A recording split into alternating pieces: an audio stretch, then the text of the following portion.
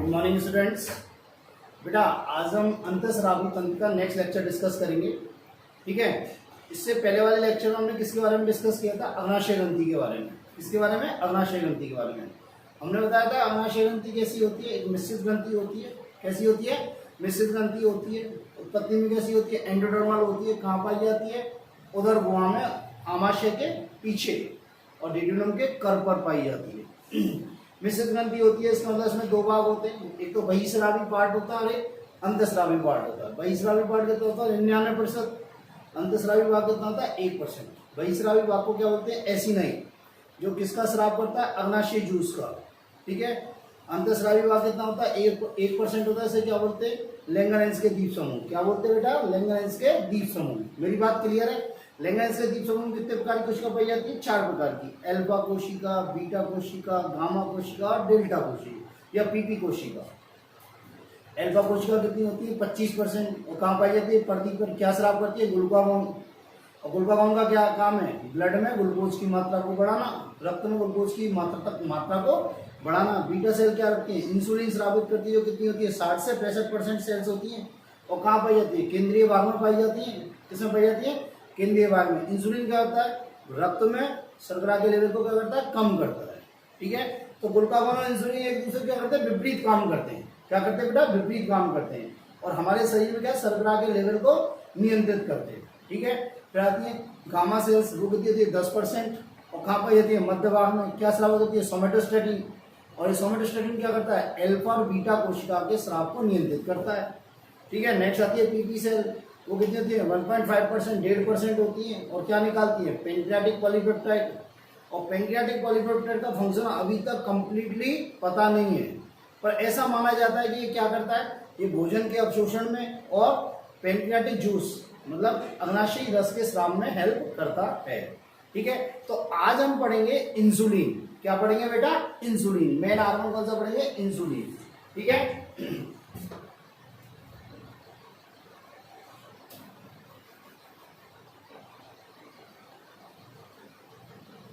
Insulin.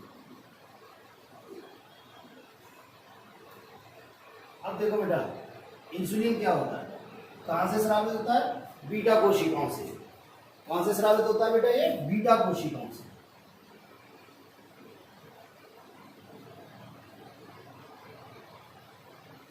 कहां से स्रावित होता है? बीटा कोशिकाओं से। सबसे पहले इसको शुद्ध रूप से किसने प्राप्त किया? बेंटिंग एवं बेस्ट ने। किसने? दो साइंटिस्ट थे, बेंटिंग एवं बेस्ट ने प्राप्त किया। ठीक है, इसको शुद्ध रूप से सबसे पहले शुद्ध रूप से किसने प्राप्त किया? बेंटिंग एवं बेस्ट ने। किसने बेटा? बेंटिंग एवं बेस्ट ने। बेंटिंग एवं बेस्ट। इसके ठीक है, इसकी संरचना मतलब आणविक संरचना। क्या बेटा? आणविक संरचना के बारे में किसने बताया? A.F. सेंगर ने। किसने बताया बेटा? A.F. सेंगर ने। इसकी आणविक संरचना के बारे में किसने बताया? A.F. सेंगर ने। ठीक है, इसका नामकरण किसने किया? A.F. सेंगर ने। नामकरण किसने किया? A.F. सेंगर ने। ठीक है बेटा, और मानव इंसुलिन किसने प्राप्त किया था? सबसे पहले मानव इंसुलिन किसने प्राप्त किया? शान ने। किसने प्राप्त किया बेटा? शान ने। सबसे पहले मानव इंसुलिन का संश्लेषण किसने किया? शान ने। बात समझ में आई? संश्लेषण। अब मेरी बात सुनो, देखो इंसुलिन एक ऐसा प्रोटीन हार्मोन है, इंसुलिन एक ऐसा प्रोटीन हार्मोन है जो सर्वप्रथम, इंसुलिन एक ऐसा प्रोटीन हार्मोन है जिसे सर्वप्रथम सबसे पहले क्या बेटा? लैब में प्रथम रूप से संश्लेषित किया गया था। प्रयोगशाला में सबसे पहले संश्लेषित किया गया,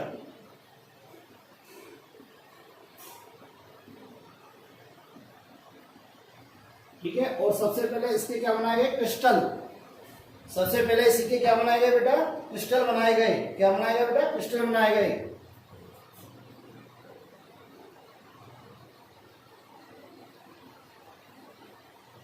मेरी बात समझ आई, दोबारा सुन लो। इंसुलिन कहां से स्राव होता है, बीटा कोशिका। किसकी बीटा कोशिका, लैंगरहैंस के द्वीप समूह की कोशिका। किसकी बेटा, लैंगरहैंस के द्वीप समूह की कोशिका। लैंगरहैंस के द्वीप समूह की कोशिका होती है बीटा कोशिका, जो क्या निकालती है बेटा, इंसुलिन स्रावित करती है। क्या स्रावित करती है, इंसुलिन स्रावित करती है। इंसुलिन का शुद्ध रूप किसने प्राप्त किया, वेंटिंगम वेस्ट ने प्राप्त किया था सबसे पहले, ठीक है। इसलिए आणविक संरचना के बारे में किसने बताया, एएफ सेंगर ने। इसका नामकरण भी किसने किया, एएफ सेंगर ने। इसका नाम किसने दिया, एएफ सेंगर ने, ठीक है। मानव इंसुलिन का संश्लेषण किसने किया, शान ने। किसने किया, शान ने। बेटा बात समझ आई। एएफ सेंगर को आणविक संरचना के लिए क्या दिया गया था, नोबेल प्राइज दिया गया था। क्या दिया गया था बेटा, इसके लिए नोबेल प्राइज दिया गया था। बात मेरी समझ में आई। दूसरी बात, इंसुलिन एक ऐसा प्रोटीन हार्मोन है जो सबसे पहले प्रयोगशाला में संश्लेषित किया गया था।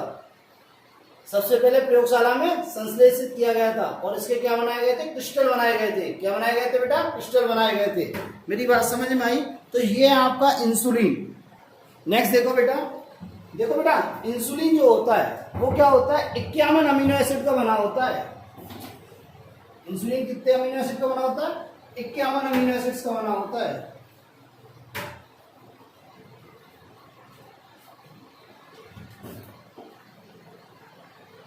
कितने अमीनो एसिड का, 51 अमीनो एसिड का। और ये 51 अमीनो एसिड कितने, 2 चेन के रूप में होते हैं।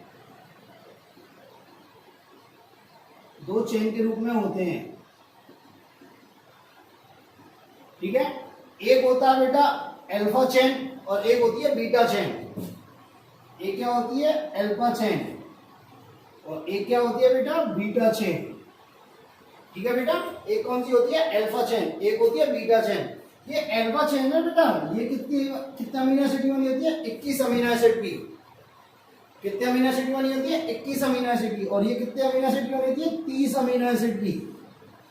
कितने अमीनो एसिड की, 30 अमीनो एसिड की। और ये दोनों चेन आपस में, ये दोनों चेन आपस में किसके द्वारा जुड़ी रहती है, डाइसल्फाइड बंध के द्वारा। किसके द्वारा बेटा, डाइसल्फाइड बंध के द्वारा।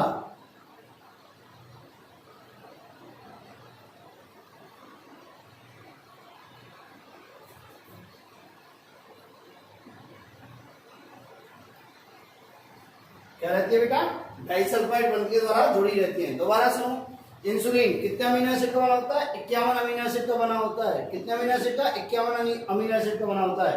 और ये 51 अमीनो एसिड किस 2 चेन के रूप में व्यवस्थित होते हैं। 2 चेन के रूप में व्यवस्थित होते हैं। एक होती है अल्फा चेन और एक होती है बीटा चेन। अल्फा चेन में कितने होते हैं, 21 अमीनो एसिड्स, और बीटा चेन में कितने होते हैं बेटा, 30 अमीनो एसिड्स। और ये दोनों चेन आपस में डाइसल्फाइड बंध के द्वारा जुड़ी रहती है। क्या बेटा, डाइसल्फाइड बंध के द्वारा जुड़ी रहती है। नेक्स्ट आता है इंसुलिन के कार्य क्या है।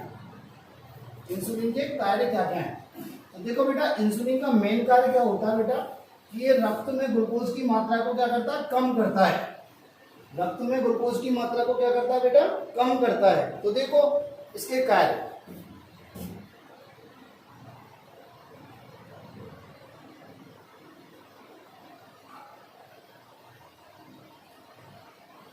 देखो बेटा इसके कार्य क्या क्या है। इसका मेन कार्य क्या होता है, ये ब्लड में ग्लूकोज के लेवल को कम करता है। रक्त में ग्लूकोज के लेवल को, ग्लूकोज की सांद्रता को, ऐसे कह सकते हैं, को नियमित करता है या को कम करता है। ये इसका ऑब्जेक्ट है।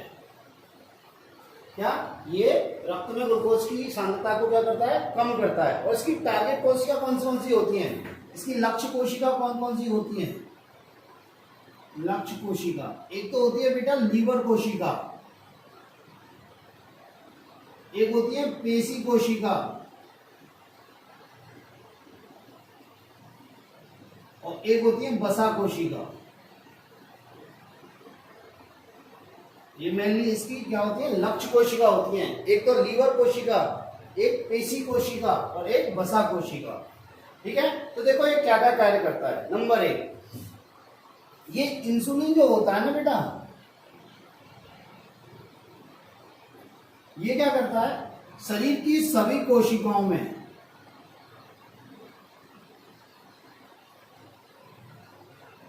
शरीर की सभी कोशिकाओं में, कुछ कोशिकाओं को छोड़कर, मैं बता दूंगा अभी, सभी कोशिकाओं में ग्लूकोज की पारगम्यता को बढ़ा देता है।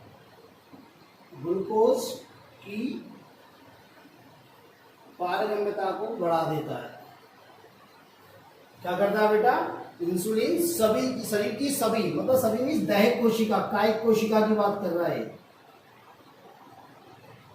कायिक कोशिका में ग्लूकोज की पारगम्यता को बढ़ा देता है, जिससे क्या होता है, कोशिकाओं में ग्लूकोज अधिक प्रवेश करेगा। कोशिकाओं में ग्लूकोज अधिक प्रवेश करेगा तो रक्त में क्या होगा, ग्लूकोज की कमी होगी या नहीं होगी। ठीक है, एक तो ग्लूकोज की पारगम्यता को बढ़ा देता है, एक क्या करता है, ग्लूकोज के उपयोग को बढ़ा देता है। क्या बढ़ा देता है बेटा, ये ग्लूकोज के उपयोग को बढ़ा देता है। ठीक है, जिससे पारगम्यता बढ़ जाएगी तो कोशिकाओं में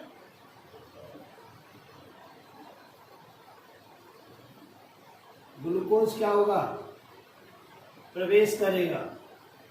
ग्लूकोज प्रवेश करेगा एवं क्या करता है, ग्लूकोज के उपयोग को बढ़ा देता है। ग्लूकोज के उपयोग को बढ़ा देता है।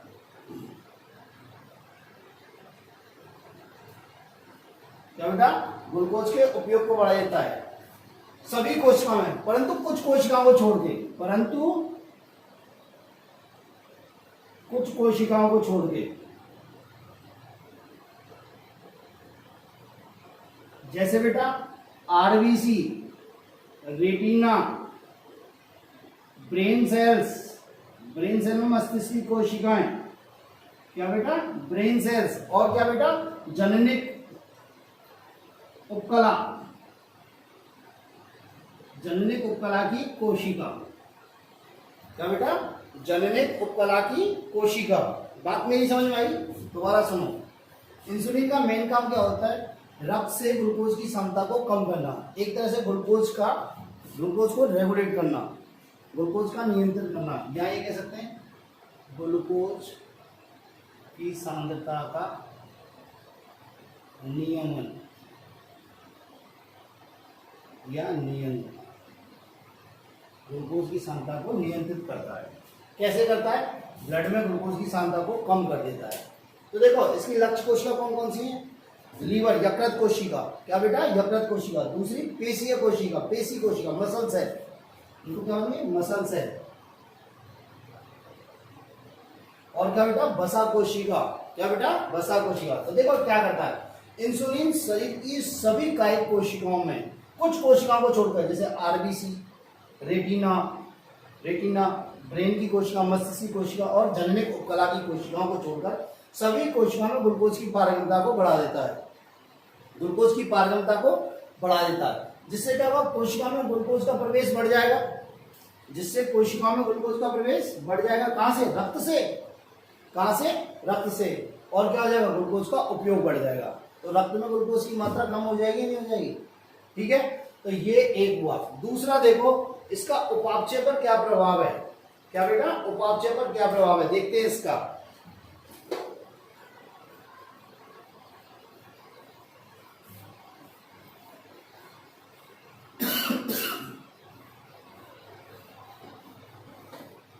मेटाबॉलिज्म पर क्या इफेक्ट है, second effect on metabolism,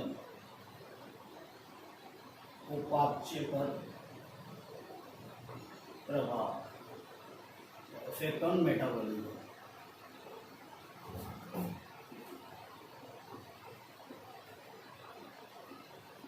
effect on metabolism. देखो बेटा उपापचय पर क्या प्रभाव है।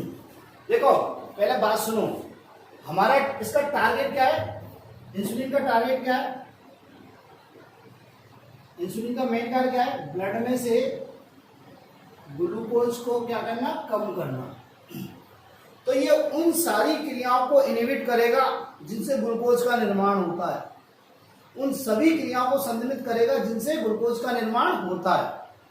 ठीक है, बात मेरी समझ में आई। देखो होता क्या है, एक बात सुनो, जैसे हमने मान लो बहुत ज्यादा शुगर खा ली, आज हमने कोई चीनी खा ली बहुत ज्यादा, तो वो चीनी क्या करेगी, मान लो रसगुल्ले खा लिए शाम को 8-10, तो हमारे शरीर में ब्लड ग्लूकोज बढ़ गया, तो वो ग्लूकोज है ना, एक्स्ट्रा ग्लूकोज, वो किस में बदल जाता है, ग्लाइकोजन में। किस में बदल जाता है, ग्लाइकोजन में। किस में जाके, लीवर में और पेशियों में। किसमें, लीवर में और पेशियों में। जब वो ग्लाइकोजन बढ़ जाता है, पूरा ग्लाइकोजन हो गया, मतलब जितना बनना था उतना ग्लाइकोजन बन गया, ठीक है, फिर भी हमारे बॉडी में शुगर की मात्रा बढ़ है, तो वो शुगर किस में बदल जाती है, वसा में। किस में बदल जाती है, वसा में। मेरी बात समझ में आई। ये तो जब हुआ जब हमारे शरीर में ग्लूकोज की मात्रा अधिक है। अब हमारे शरीर में जब ग्लूकोज की मात्रा कम हो जाती है, तो वो ग्लाइकोजन क्या होता है, ग्लूकोज में चेंज हो जाता है। ग्लाइकोजन किस में चेंज हो जाता है, ग्लूकोज में चेंज हो जाता है। बात मेरी समझाई। तो देखते हैं ये कार्बोहाइड्रेट मेटाबॉलिज्म, पहला देखते हैं कार्बोहाइड्रेट मेटाबॉलिज्म।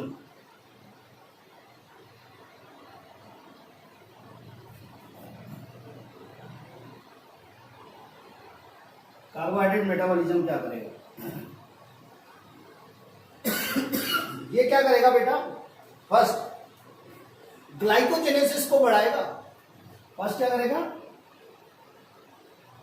ग्लाइकोजेनेसिस को बढ़ाएगा। यहां पे लिख देता हूं, ग्लाइकोजेनेसिस। ग्लाइकोजेनेसिस मीन्स ग्लाइकोजन का निर्माण। ग्लाइकोजन का जेनेसिस मीन्स निर्माण। अब ग्लाइकोजन का निर्माण कैसे होगा कि ये क्या करेगा, ब्लड शुगर को, ब्लड ग्लूकोज को किसमें कन्वर्ट कर देगा, ग्लाइकोजन में।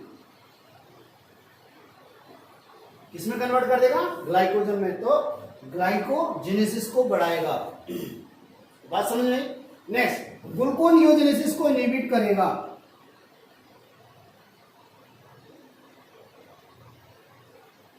किसको इनहिबिट करेगा, ग्लूकोनियोजेनेसिस को।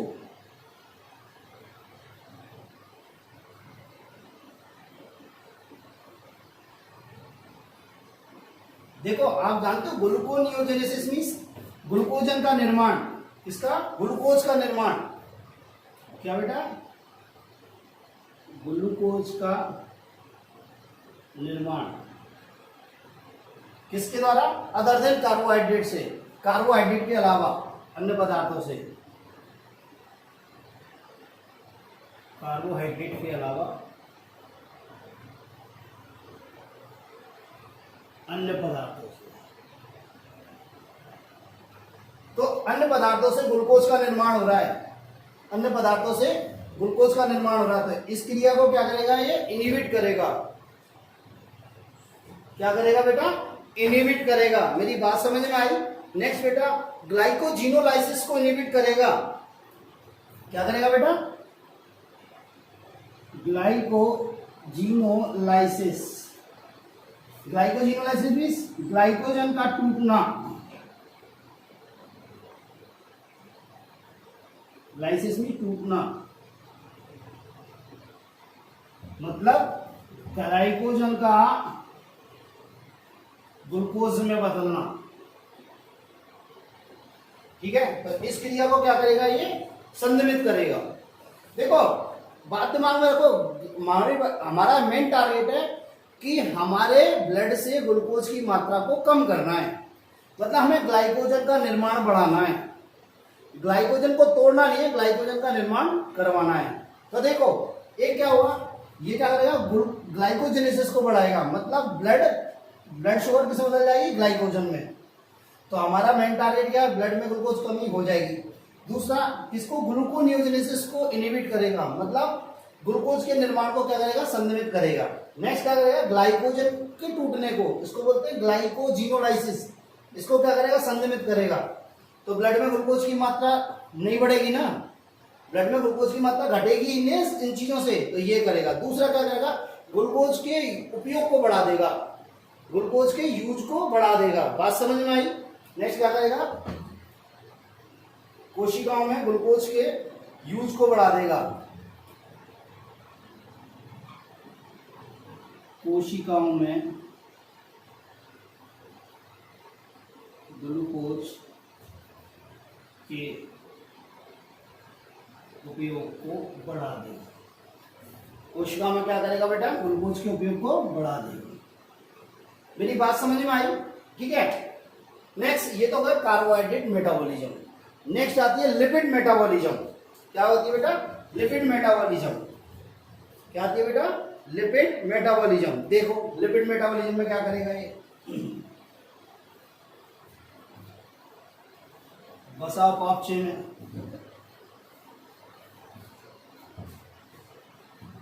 भी लिपिड मेटाबॉलिज्म, बसा का उपापचय। देखो बेटा ये क्या करेगा? ये बेटा लिपोजेनेसिस करेगा। लिपोजेनेसिस लिपिड के निर्माण को प्रेरित करेगा। क्या करेगा बेटा? लिपोजेनेसिस। लिपो मीन्स बसा, बसा के निर्माण को क्या करेगा? बढ़ाएगा। देखो बेटा बसा के निर्माण को क्यों बढ़ाएगा ये? देखो हमारे शरीर में जो बसीय अम्ल है, क्या है बेटा? बसीय अम्ल है। उन बसीय अम्लों को किस में चेंज कर देगा? बसा में। अब यदि ये बसीय अम्ल यूज नहीं हुए बसा के रूप में, तो ये क्या करेंगे? ग्लूकोनियोजेनेसिस में इंटर कर जाएंगे। किसमें प्रवेश कर जाएंगे? ग्लूकोनियोजेनेसिस में। और क्या बनाएंगे? ग्लूकोज का निर्माण करेंगे। इसलिए क्या करेगा ये? क्या करेगा बेटा? ये लिपोजेनेसिस बसा के निर्माण को बढ़ाएगा, मतलब बसीय अम्लों को बसा में चेंज कर देगा। बात समझ में आई? दूसरी बात, कीटोन बॉडीज के निर्माण को रोकेगा।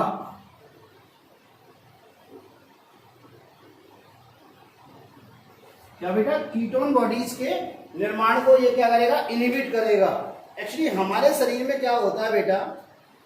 हमारे शरीर में बसा का जब अपूर्ण ऑक्सीडेशन होता है, अपूर्ण ऑक्सीकरण होता है, तो क्या बनती है? कीटोन बॉडीज बनती हैं। क्या बनती है? Ketone body. और ये कीटोन बॉडी बहुत खतरनाक होती हैं। ये कीटोन बॉडीज क्या होती हैं? एसिटिक अम्ल, acetoacetic acetate, beta hydroxy butyrate होती है, नहीं होती? तो उनके निर्माण को रोकता है। ठीक है, ये हो गया आपका बसा का बसा मेटाबॉलिज्म, लिपिड मेटाबॉलिज्म। नेक्स्ट आता है प्रोटीन मेटाबॉलिज्म।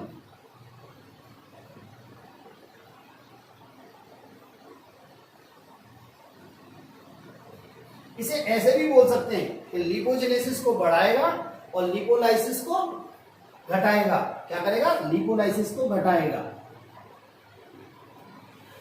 लिपोलाइसिस बसा के टूटने को घटाएगा। देखो प्रोटीन मेटाबॉलिज्म क्या करेगा? ये प्रोटीन के निर्माण को बढ़ाएगा, मतलब प्रोटियोजेनेसिस करेगा।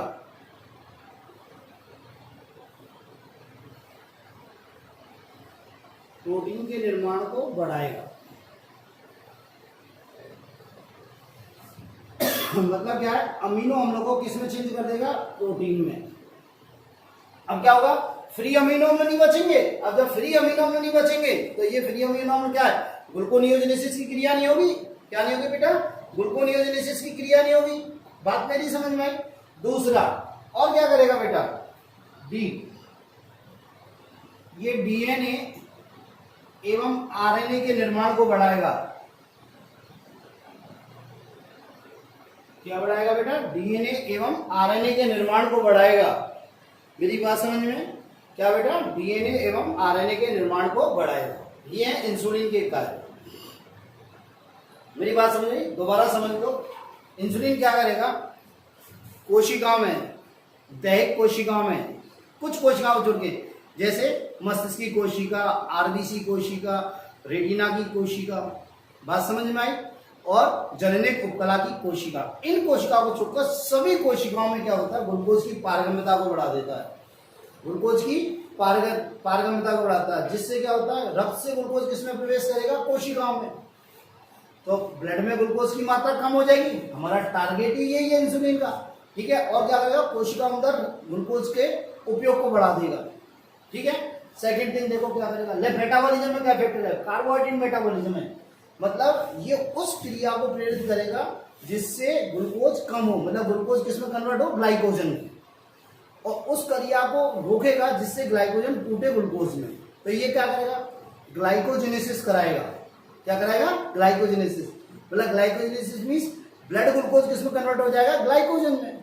बात समझे, एक ग्लाइकोनियोजेनेसिस को घटाएगा, तो सॉरी ग्लाइकोजिनोलाइसिस को घटाएगा। किसको घटाएगा बेटा, ग्लाइकोजिनोलाइसिस को, मतलब ग्लाइकोजन टूटे नहीं, ग्लाइकोजन के टूटने को इनहिबिट करेगा, ठीक है।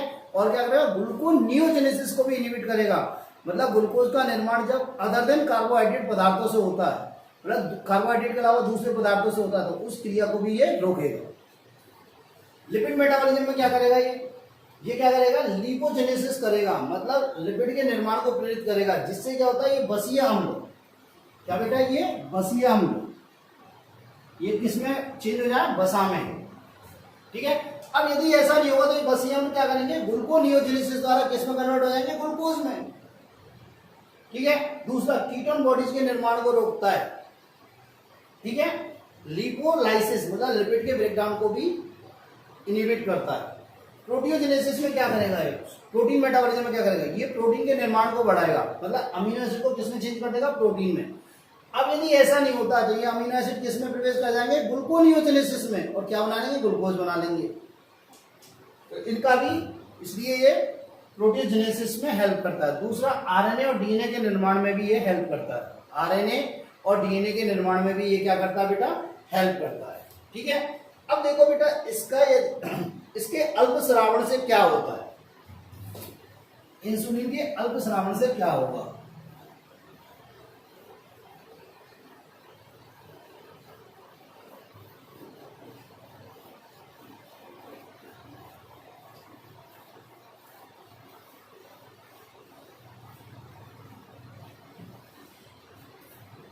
पहला देखते हैं इंसुलिन के अल्पस्रावण से।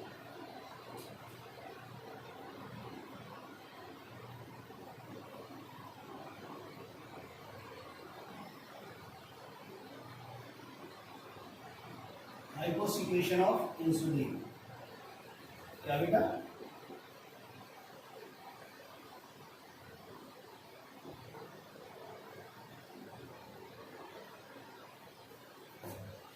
देखो बेटा, यदि इंसुलिन का स्राव कम हो जाए, यदि इंसुलिन का स्राव घट जाए तो क्या होगा, रक्त में ग्लूकोज की मात्रा बढ़ जाएगी, रक्त में ग्लूकोज की मात्रा बढ़ जाएगी। देखो, नॉर्मल मात्रा ग्लूकोज की, नॉर्मल मात्रा ग्लूकोज की सामान्य मात्रा, सामान्य मात्रा रक्त में कितनी होती है, 80 से 120 mg पर 100 ml, क्या बेटा, 80 से 120 mg पर 100 ml। पर परंतु जब यह मात्रा 180 mg पर 100 ml से अधिक हो जाती है तो ग्लूकोज मूत्र में उत्सर्जित होने लगता है, मूत्र में उत्सर्जित होता है। और इस बीमारी को क्या बोलते हैं, डायबिटीज मेलाइटस। क्या बोलते हैं बेटा, डायबिटीज मेलाइटस। क्या बोलते हैं बेटा, डायबिटीज मेलाइटस या मधुमेह, मधुमेह।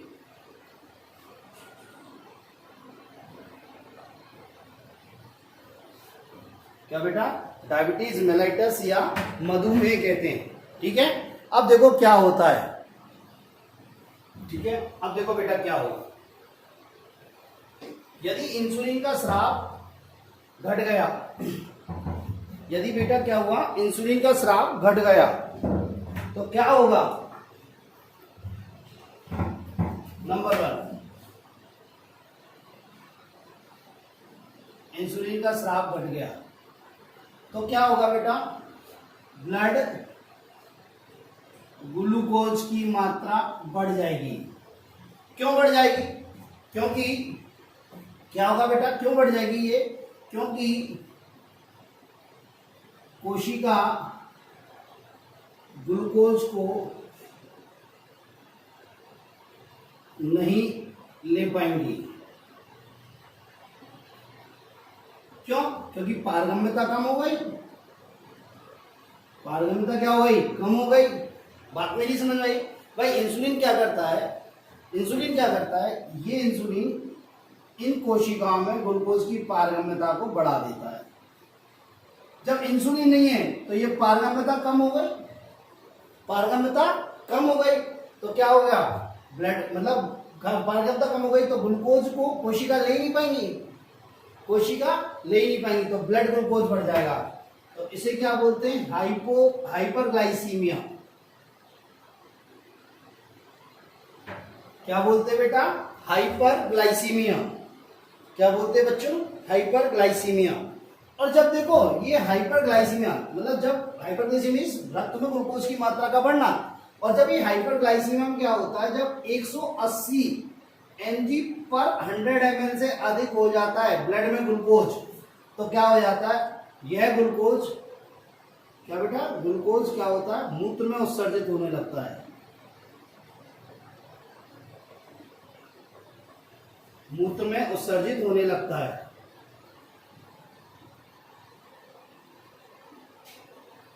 और इस कंडीशन को क्या बोलते हैं, ग्लाइकोसूरिया। क्या बोलते हैं बेटा, ग्लाइकोसूरिया।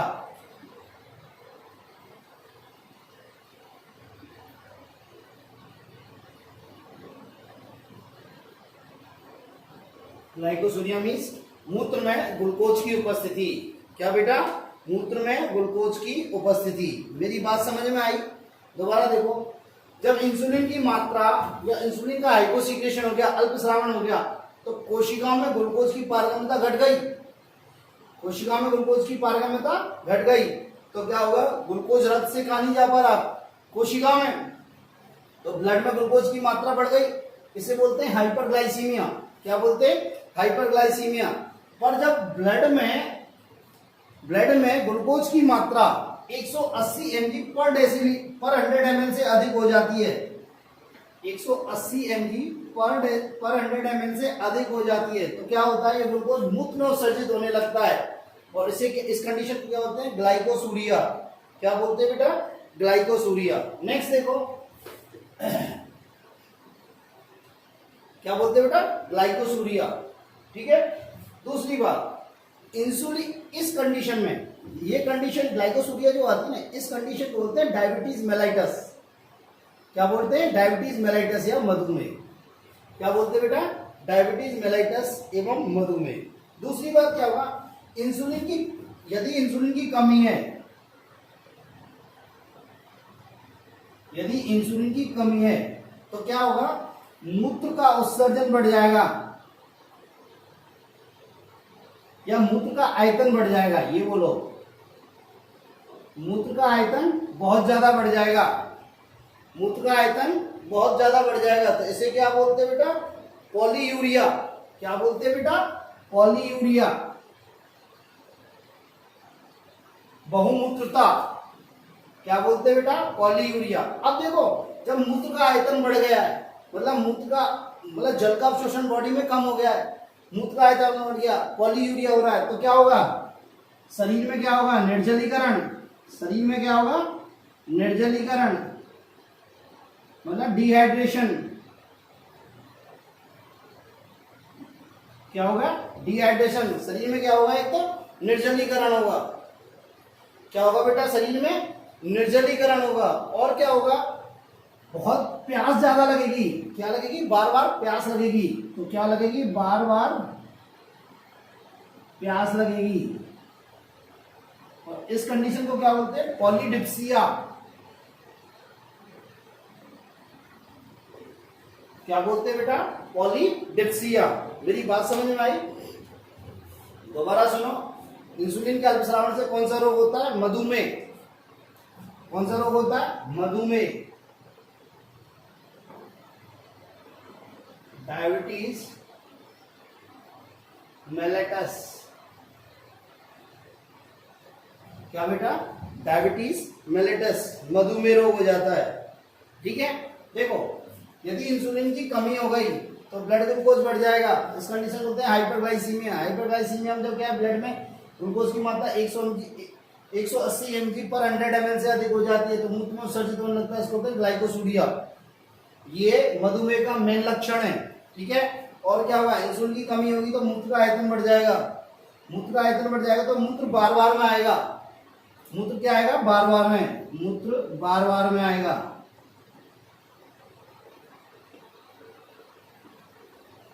ठीक है। अब मूत्र बार बार में आएगा तो शरीर में से पानी का लॉस हो रहा है, तो क्या होगा, शरीर निर्जलीकरण होगा, डिहाइड्रेशन हो जाएगा, ठीक है। अब जब शरीर में निर्जलीकरण हो गया तो कोशिकाओं को तो पानी की आवश्यकता है, तो बार बार में प्यास लगेगी, तो इसे क्या बोलते हैं, पॉलीडिप्सिया। क्या बोलते हैं बेटा, पॉलीडिप्सिया। अब देखो ठीक है, अब मेरी बात सुनो भाई, ब्लड में ग्लूकोज की मात्रा बढ़ गई, ब्लड में ग्लूकोज की मात्रा बढ़ गई और कोशिका ग्लूकोज ले नहीं पा रही है, कोशिका ग्लूकोज ले नहीं पा रही है, क्या नहीं ले पा रही है, कोशिका ग्लूकोज नहीं ले पा रही है, तो कोशिका में एनर्जी की कमी आ गई, तो कोशिका में एनर्जी कमी हो गई, आ गई, तो वो क्या करेंगे, ग्लूकोज की डिमांड करेंगे एक तरह से, तो हमें क्या लगेगी, भूख लगेगी, क्या लगेगी, भूख लगेगी, तो इसमें क्या लगेगी, भूख लगेगी, अधिक भूख लगेगी, क्या लगेगी बेटा, अधिक भूख लगेगी, और इस अधिक भूख लगने को क्या बोलते हैं बेटा, पॉलीफेजिया। क्या बोलते हैं, पॉलीफेजिया। क्या बोलते हैं बेटा, पॉलीफेजिया। मेरी बात समझ में, तो क्या होगा, जब कोशिकाओं में ग्लूकोज की कमी हो गई तो कोशिकाओं के लिए तो ग्लूकोज की आवश्यकता है, एनर्जी की आवश्यकता है, अब एनर्जी नहीं मिल रही तो क्या भूख लगेगी हमें बार बार, तो इसे क्या बोलते हैं, पॉलीफेजिया। क्या बोलते हैं बेटा, पॉलीफेजिया। दूसरा क्या होगा, देखो बेटा, जब इंसुलिन की कमी हो गई, क्या हो गई, इंसुलिन की कमी हो गई, तो क्या होगा बेटा, लिपिड का जो ऑक्सीकरण होगा वो पूर्ण ऑक्सीकरण नहीं होगा, लिपिड का क्या नहीं होगा, पूर्ण ऑक्सीकरण नहीं होगा, और पूर्ण ऑक्सीकरण नहीं होगा तो क्या होगी, कीटोन बॉडीज बनेंगी, वसा का अपूर्ण ऑक्सीकरण, वसा का अपूर्ण ऑक्सीकरण, और इस अपूर्ण ऑक्सीकरण के कारण क्या बनेंगी, कीटोन बॉडीज बनेंगी, क्या बनेंगी, कीटोन बॉडीज। देखो कीटोन बॉडीज कौन कौन सी है, एसिटिक एसिड, क्या बेटा, एक तो एसिटिक एसिड या एसीटोन, क्या बेटा, एसीटोन, एक है एसीटो एसीटेट, और एक है बीटा हाइड्रोक्सी ब्यूटाइरेट, क्या बेटा, बीटा हाइड्रोक्सी ब्यूटाइरेट। मेरी बात सुनो, जब इंसुलिन की कमी है बॉडी के अंदर तो वसा का अपूर्ण ऑक्सीकरण होगा, पूर्ण ऑक्सीकरण नहीं होगा, जब पूर्ण ऑक्सीकरण नहीं होगा तो शरीर में क्या बनेगी, कीटोन बॉडीज, क्या बढ़ेंगी बेटा, कीटोन बॉडीज। ये कीटोन बॉडीज कौन कौन सी है, एसीटोन, एसीटो एसीटेट, क्या बेटा, एसीटो एसीटेट या एसीटो एसिटिक एसिड भी बोलते हैं इसे और क्या बोलते हैं, एसीटो एसिटिक एसिड, क्या बोलते हैं बेटा, एसीटो एसिटिक एसिड, ठीक है। कीटोन बॉडीज का बनना क्या कहलाता है, कीटो एसिडोसिस, ये क्या कहलाता है, कीटो एसिडोसिस,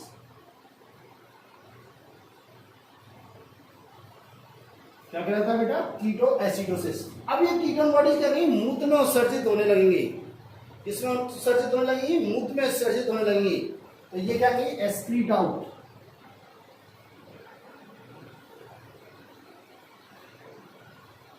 क्या एक्सक्रीटेड इन यूरिन, तो इसे क्या बोलते हैं आप, कीटोन्यूरिया, क्या बोलते हैं, कीटोन्यूरिया। अब इस कंडीशन को क्या बोलते हैं, कीटोन्यूरिया, क्या बोलते हैं, कीटोन्यूरिया। दोबारा सुन लो, वसा, इंसुलिन की कमी से वसा का अपूर्ण ऑक्सीकरण होगा, पूर्ण ऑक्सीकरण नहीं होगा, ठीक है, इससे कीटोन बॉडीज बनेगी। कीटोन बॉडीज कौन सी है, एसीटोन, एसीटो एसिटिक एसिड और बीटा हाइड्रोक्सी ब्यूटाइरेट। तो कीटोन बॉडीज का ब्लड में आ गई तो इसे अंदर कीटो एसिडोसिस। अब जब कीटो एसिडोसिस हो जाएगा तो मूत्र में उत्सर्जित होने लगेंगी, तो इसे बोलते हैं कीटोन्यूरिया, क्या बोलते हैं बेटा, कीटोन्यूरिया। बात मेरी समझ में आई। अब देखो कीटो एसिडोसिस, सेकंड डिहाइड्रेशन मतलब निर्जलीकरण,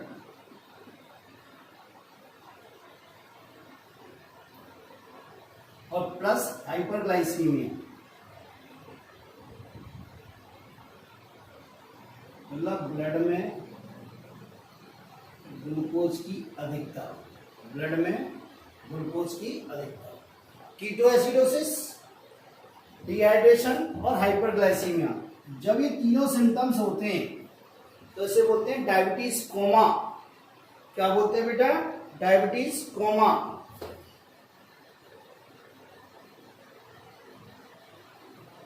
इस कंडीशन को क्या बोलते हैं बेटा अपन?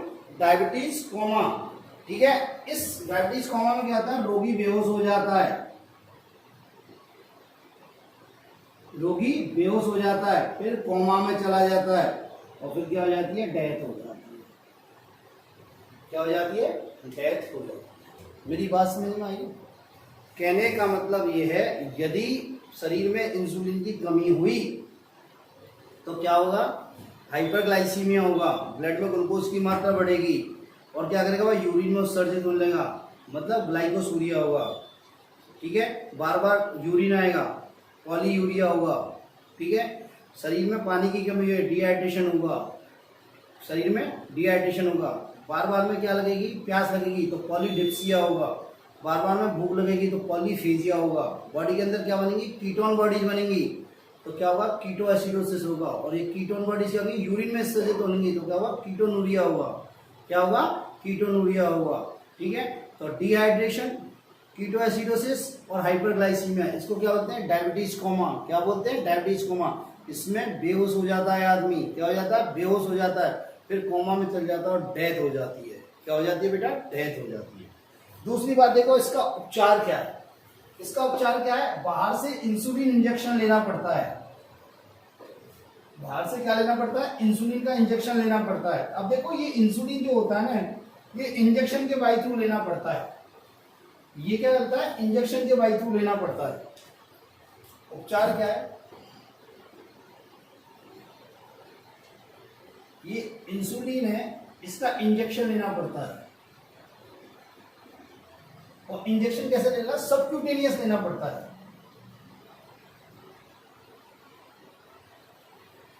एससी लेना पड़ता है, या तो यहां लेना पड़ता है आर्म में, या फिर पेट में डायरेक्ट इंजेक्ट कर दिया जाता है, सबक्यूटेनियस लिया जाता है। इसको मुख से नहीं ले सकते, इसे मुख से नहीं ले सकते।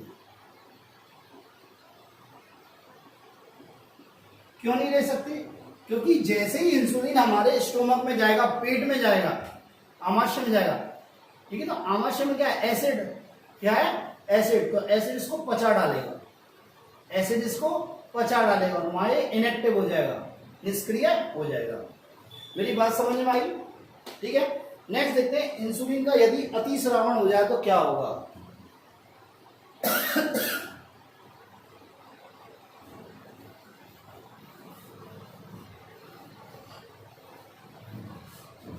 यदि इंसुलिन का अतिस्रावण हो जाए तो क्या होगा?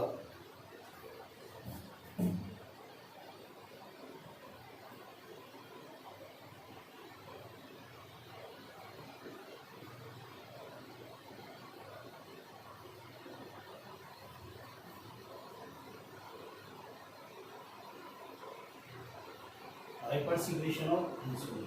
अब देखो बेटा, यदि इंसुलिन का अतिस्रावण हो गया,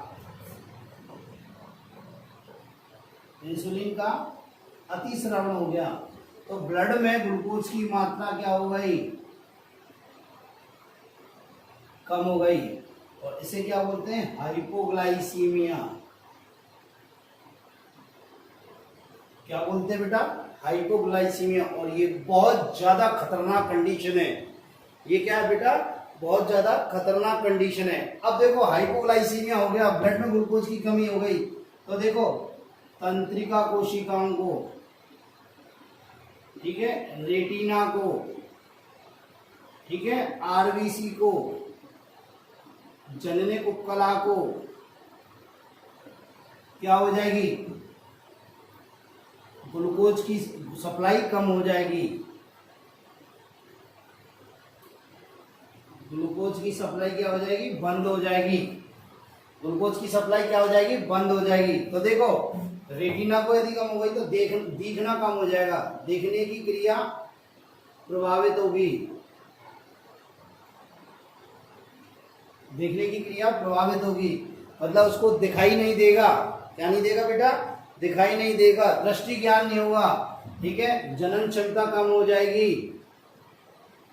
जब भैया यहाँ पे जनने को कला में ग्लूकोज ही नहीं पहुंच रहा है तो जनन क्षमता कम हो जाएगी। यदि तंत्रिकाओं में कमी हो गई तो क्या हो जाएगी? थकान रहेगी, मूर्छा आ जाएगी, बेहोशी और मृत्यु भी हो जा सकती है। क्या हो सकती है? मृत्यु हो सकती है। दोबारा सुनो, यदि इंसुलिन की अधिकता हो जाए ब्लड में तो क्या होगा? ब्लड में ग्लूकोज की मात्रा कम हो जाएगी और इसे बोलते हैं हाइपोग्लाइसीमिया। क्या बोलते हैं? हाइपोग्लाइसीमिया। बहुत खतरनाक कंडीशन होती है ये।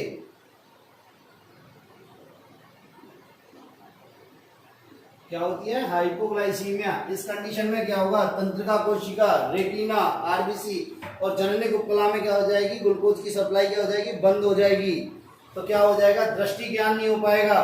क्या होगा? दृष्टि ज्ञान नहीं होगा, जनन क्षमता कम हो जाएगी, थकान आएगी, मूर्छा आएगी, ऐंठन आएगी और मृत्यु भी हो सकती है। और मृत्यु भी हो सकती है। बात मेरी समझ में आई? यहाँ तक आपके क्लियर होना चाहिए। दूसरी बात देखो, एक चीज मैं आपको और बता देता हूँ कि इन जो डायबिटीज मेलाइटस होती है ये दो प्रकार की होती है बेटा। एक्स्ट्रा पॉइंटर पे मैं आपको बता देता हूँ, डायबिटीज मेलाइटस दो प्रकार की होती है।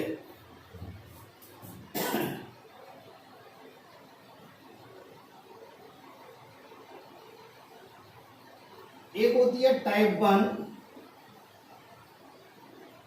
एक होती है टाइप 2। डायबिटीज मेलाइटस दो प्रकार की होती है। मधुमेह दो प्रकार का होता है, एक टाइप 1 और एक टाइप 1। इसको बोलते हैं IBBM और से बोलते हैं NIDDM।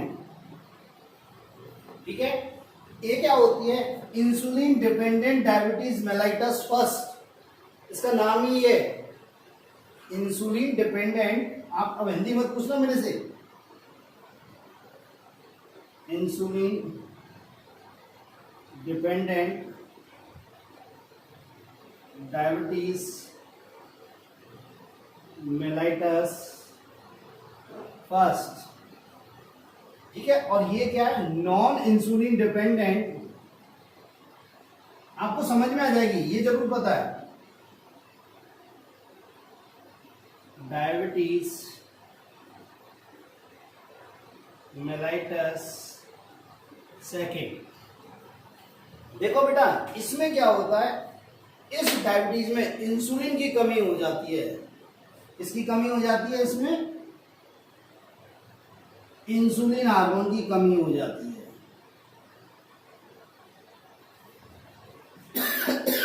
तो इसे क्या हम इंसुलिन बाहर से लेके सही मतलब उपचार कर सकते हैं, पर इसमें इंसुलिन की मात्रा तो सामान्य रहती है।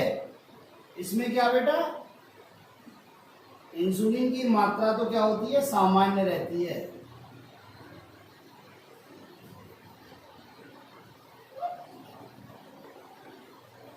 परंतु जो इंसुलिन के रिसेप्टर हैं, संवेदक हैं, या तो वो कम हो जाते हैं या उनकी संवेदनशीलता कम हो जाती है। परंतु इंसुलिन के संवेदक रिसेप्टर्स या तो संख्या में कम और या उनकी संवेदनशीलता कम हो जाती है।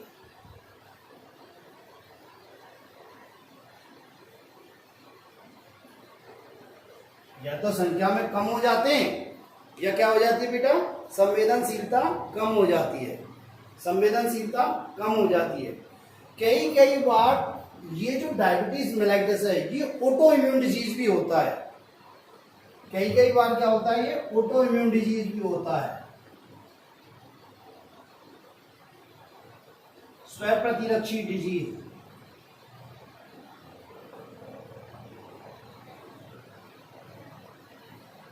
होता क्या है बेटा?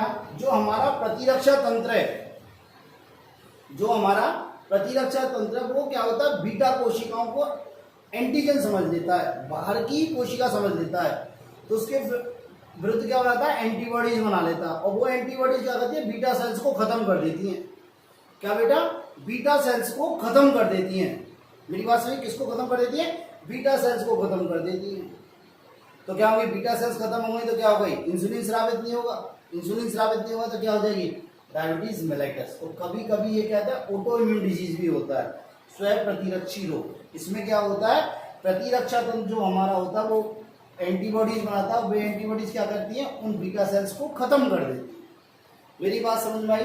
तो ये हुआ आपका इंसुलिन, ये क्या हुआ आपका इंसुलिन। नेक्स्ट आता है आपका ग्लूकागॉन, नेक्स्ट आता है ग्लूकागॉन।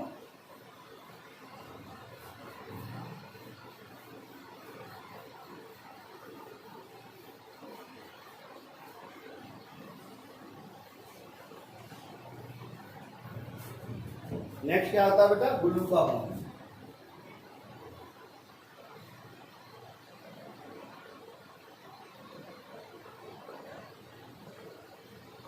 देखो बेटा, ग्लूकागॉन कहां से स्रावित होता है, अल्फा सेल से। इससे स्रावित होता है बेटा अल्फा सेल से। और इसका मेन काम क्या होता है बेटा, इसका मेन काम होता है रक्त से या रक्त में ग्लूकोज की मात्रा को बढ़ाना, रक्त में ग्लूकोज की मात्रा को बढ़ाना। और ये कितने अमीनो एसिड से बना होता है, 29 अमीनो एसिड से बना होता है। किससे बना होता है, 29 अमीनो एसिड से। और इसकी लक्ष्य कोशिका कौन सी होती है बेटा, यकृत कोशिका, लीवर कोशिका। इसकी लक्ष्य कोशिका कौन सी होती है, यकृत कोशिका या लीवर सेल्स। क्या होती है बेटा, लीवर सेल्स। मेरी बात समझ में आई। तो ये क्या करता है, ब्लड में ग्लूकोज की लेवल को बढ़ाता है। मतलब क्या करता है, ये हाइपरग्लाइसीमिया करता है। क्या करता है बेटा, ये हाइपरग्लाइसीमिया करता है।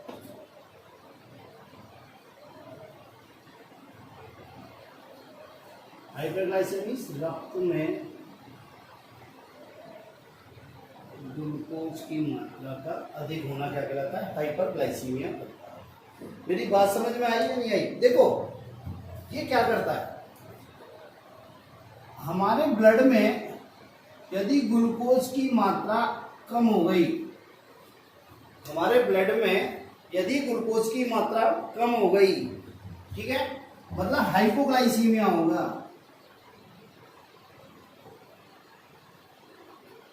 ठीक है, तो क्या होगा, ग्लूकागॉन रिलीज होगा, ग्लूकागॉन रिलीज होगा।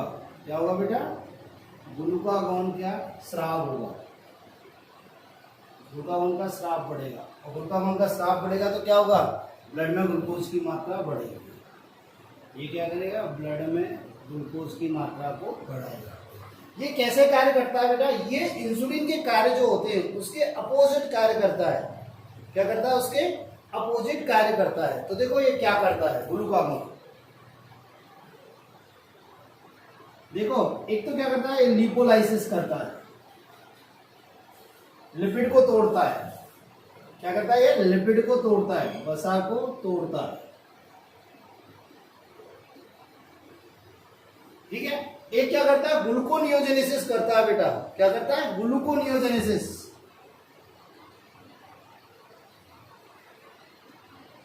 ठीक है, मतलब ग्लूकोज का निर्माण अदर देन कार्बोहाइड्रेट, कार्बोहाइड्रेट के अलावा अन्य पदार्थों से ग्लूकोज के निर्माण को क्या करता है, प्रेरित करता है। ठीक है, और एक क्या करता है, ग्लाइकोजिनोलाइसिस करता है।